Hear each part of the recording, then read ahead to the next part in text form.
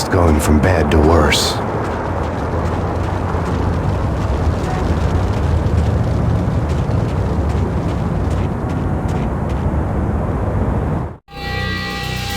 The men in blue had come and gone. They had decorated the place with chalk outlines and tied it together with yellow tape. The cops who had stayed behind were dead.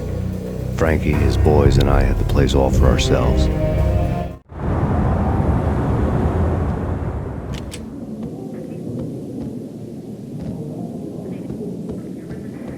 Just forget about it. Just forget about it. Hey, just forget about it. That crazy witch, you should have heard her. She was a real scream when the boys caught her trying to cap the Don. Oh, that's friggin' bad. To the trio? That's even worse than what Frankie's doing to that poor bastard downstairs. She's gonna take a long time to die. The mobster muscle on the phone was talking about Mona. Punchinello's trio were nothing but bad news. There he is!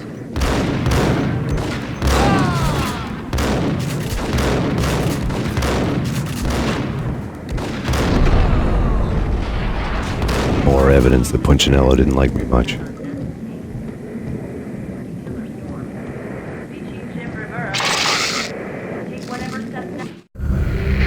The fact remains that all the victims so far identified in the Ragnarok shooting have been known criminals, many of whom had large doses of V in their blood.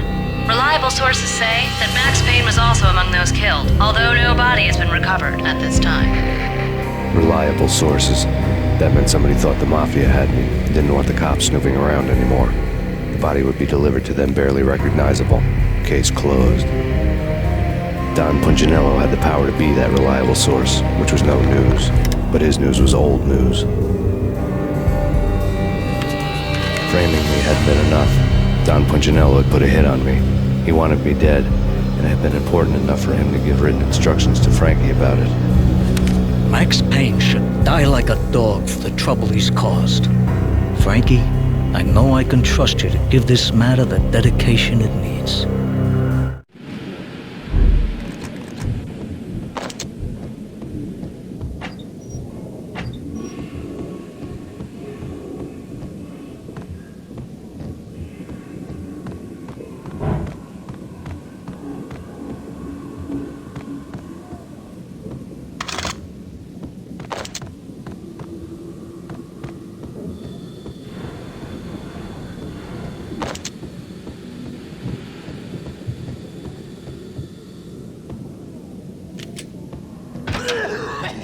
Hold it!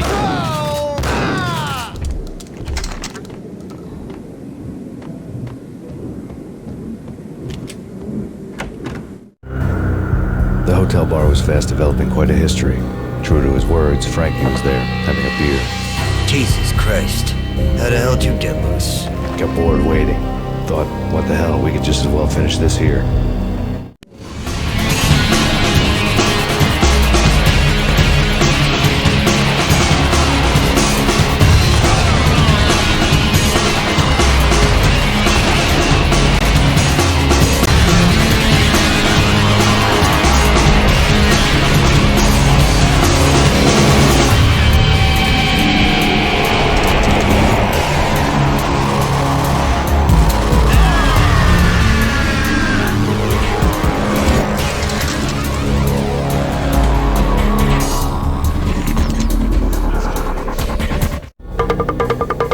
You think you've been a lovely audience. Had enough? I don't play with girls anyway. Unfair! I spotted the tail as soon as I left the hotel. A big black Mercedes. I had seen the car before. That time it had heralded impressive explosions. Vladimir was back. Bang. You're dead, Max Payne. I might have laughed if I remembered how. What's this supposed to be? Cops and robbers? Look, you want something with me? Get in line. Peace, man. Relax. You know you are a real news item. Armed and dangerous. I am going to make you an offer you can't refuse. I've always wanted to say that. It's a bum rap. I've been framed. That's a moot point. Whatever you did or did not do, I'm sure you had good reason for doing it.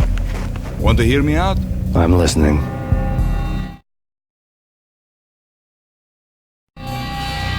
Punchinello messing with V is bad for business all around. But that's not all. There is this guy, Boris Dime, used to pull jobs for me. He's the captain of the cargo ship Charon.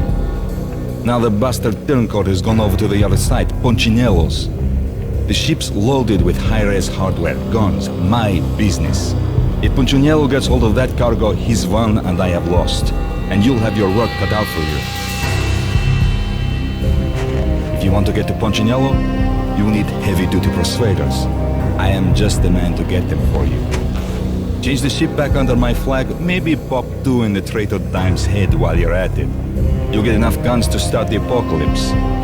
You in or out? Let's get this show on the road. Vladimir was one of those old-time bad guys with honor and morals, which made him almost one of the good guys. None of us was a saint. The Brooklyn riverfront was a maze of rusty containers, sharp-boned cranes looming up from the snowstorm. On a night like this, you couldn't help but think of the dark army of dead men sleeping with the fishes, cement shoes in line.